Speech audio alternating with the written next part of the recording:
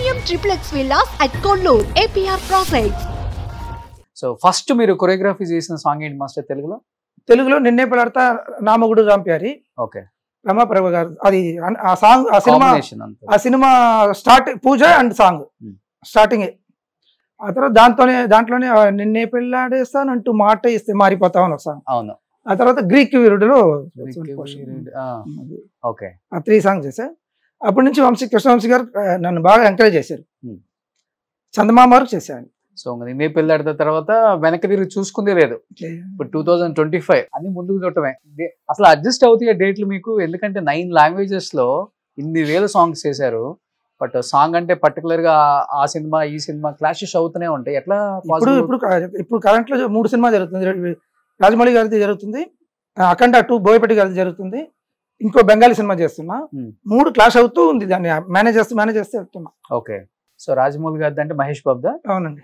Okay, ఎలా ఉంది? Look అయింది సూపర్. నాకు ఇంటర్వల్ వరకు స్టోరీ చెప్పారు ఆయన క్యాబిన్ లో 12:30కి వెళ్తే 3 o'clock బయటకు వచ్చాం. ఫస్ట్ హాఫ్ మాత్రం చెప్పారు. ఓకే, 3.5 hours ఫస్ట్ హాఫ్ చెప్పారు. డ్రీమ్. మళ్ళీ నాకు బాహుబలి చేస్తే నాకు లైఫ్ ఇదే అనుకున్నాం కదా, ఈ సినిమా అలా నాకు అనిపిస్తుంది. ఓకే. సో అందరూ ఏదో ఏస్తు క్రీస్తు లాగా ఏదో గెటప్ ఉంటుంది మహేష్ బాబు గారికి, అలాంటి స్టోరీయా లేకపోతే? కాదండి, అట్లాంటిది ఏం లేదు. బయట టాక్ వచ్చింది ఆ హెయిర్ పెంచుకోవడం చూడడం అలా ఉంటుందో ఏమో వాళ్ళకి. అలా కాదు, ఇప్పుడు దాకా మనం అప్పుడు అలా చూడలేదు కదా, స్లైట్ స్ట్రబుల్ తో చూసాం. లేకపోతే ఫుల్ షేవ్ కదా ఆయన. అవును. ఇప్పుడు ఫస్ట్ టైం ఈయన గెటప్ చేంజ్ చేసి కొత్తగా పెట్టారు, ఫుల్ గడ్డం జుట్టుతో. అది చూసే అనుకుంటున్నారు. కాదు, 45 years నుంచి ఇండస్ట్రీలో ఉన్నారు, ఇన్ని సాంగ్స్, ఇన్ని సినిమాలు చూసారు, ఇన్ని స్టోరీస్ విన్నారు, అయినా మీరే గూస్ పంప్స్ అన్నారంటే ఇంకా ఆడియన్స్ కి ఎట్లా ఉంటుందో థియేటర్ లో?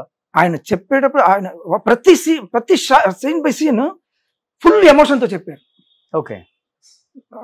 నాకు ఫస్ట్ హాఫ్ చెప్పిన తర్వాత సెకండ్ హాఫ్ తర్వాత చెప్తాం సార్, ఇప్పుడు చెప్తే కూడా వద్దు సార్ మీరు టైర్డ్ అయిపోతారు, ఆల్రెడీ టైర్డ్ గా ఉన్నారు ఆయన. చెప్పి ఎంత 3.5 hours ఫుల్ ఎక్స్ప్రెషన్ తో చెప్పారు ఆయన. ఓకే. నేను ఫుల్ సినిమా అలా అప్పుడే చూస్తే కనిపించేసింది మహేష్ బాబు గారు. అది నేను ఎక్స్ప్రెస్ చేయలేను, అంత ఎక్స్ట్రానరీ. సో బాహుబలి RRR ని మించిపోయింది. సో మహేష్ బాబు గారి కెరీర్ లోనే వన్ ఆఫ్ ద బెస్ట్. అంతేనా? బెస్ట్. వావ్, మీరు చెప్పారంటే ఇంకా.